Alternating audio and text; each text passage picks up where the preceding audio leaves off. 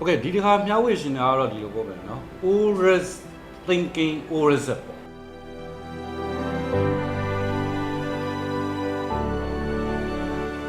အတွေးအခေါ်ဟောင်းတွေအယူဆဟောင်းတွေနဲ့တွင်းနေတဲ့ရေကိုရလိုက်တွေကလည်း always တွေပဲထွက်လာအဲ့လို always တွေနဲ့အလုံးလုံးနေတဲ့အစီရင်ခံစာတွေ all thinking တွေနဲ့ပြင်ဆင်ထားတဲ့အစီရင်ခံစာတွေအပေါ်မှာအခြေခံပြီးအလုံးလုံးနေတဲ့ management တို့ BOD တို့လိုမျိုးရှိတဲ့ gambling တိုင်းမှာဆိုလို့ရှိရင်ဒီဟာအစီအမံတော့ပြီဒါပေမဲ့အခုခေတ်ကြီးကအရန်ပြောင်းသွားပြီဘယ်နေရာမှာဆိုကျွန်တော်ဘ ഹു သားတွေရှာဖွေလို့ရပြီအဲ့လိုရှာဖွေလို့ရတဲ့အနေအထားမှာကျွန်တော်တို့ကစာလေးတစ်စုံဖက်လိုက်တာပဲဖြစ်ဖြစ် Facebook ပေါ်က post လေးတစ်ခုဖက်လိုက်တာပဲဖြစ်ဖြစ်အတွေးကိုလိခဏပြုတ်သွားစတာအဲ့ဒီနေရာမှာတချို့ကြိုးစားတဲ့ MD တွေ CEO တွေ BOD member တွေဆိုလို့ရှိရင်သူတို့က ORZ ကိုလက်မခံတော့ဘူး all thinking နဲ့လောက်ထားတဲ့ ORZ တွေကိုလက်မခံတော့အဲ့ဒါရောက်နေပြီးတော့သူတို့က comprehensive view နဲ့ခိုင်တဲ့အညီကြည့်ရပါတော့ပြီးပြည့်စုံအောင် helicopter view ပေါ့အပေါ်စီးရကြည့်ရအကုန်လုံးကိုမြင်နေရအဲ့ဒီလိုမျိုးအစီရင်ခံစာမျိုးတွေတင်ပြနေလူတွေကို train တယ်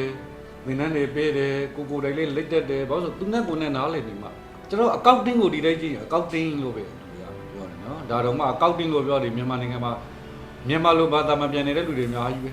စရင်းအင်းပညာလို့ပြောကြတယ်နော်မဟုတ်ဘူးနော် statistics ဆိုတာစရင်းအင်းပညာ accounting ဆိုတာစရင်းကန်ပညာအဲ့တော့ဒီ business တွေမှာလုပ်ငန်းတွေမှာဒီ accounting ပညာနဲ့ပဲကျွန်တော်တို့က profit organization တွေအတွက်အစီရင်ခံစာဆွဲရတာဖြစ်ပါတယ်ကိုသိရလေးအပေါ်မှာကိုကနေပြီးတော့ဒါလောက်တော့ဟုတ်ပါပြီဒီလောက်ဆိုဖြစ်ပါပြီဆိုပြီးတော့ management ကို report လုပ်တယ် management ကလည်းဒါငါနဲ့မဆိုင်ဘူးသူတို့က finance department လည်း accounting department လည်းသူတို့လုပ်တာသူတို့ဒီလို report တင်လိုက်တယ်ဆိုဒါကြီးဒီတိုင်းနေမှာပေါ့ငါတို့လည်းငါတို့ကဒီဘာသာမှမတက်တာဒီပညာမှမတက်တာဆိုပြီးတော့အဲ့မှာပေါ်ဟောင်းမှုတွေဖြစ်တော့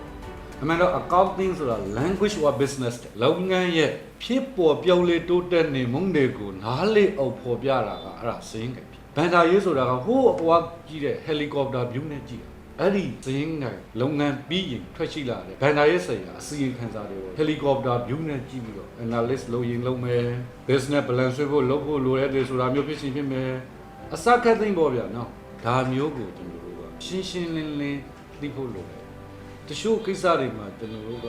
သိတယ်ထင်ပြီးတော့မသိတဲ့ຢာတွေအများကြီးပဲနော်ဘယ်လိုဟာမျိုးတွေဖြစ်မလဲကျွန်တော်ရှစ်ခုမှဆက်ပြောပြပါကျေးဇူးတင်ပါတယ်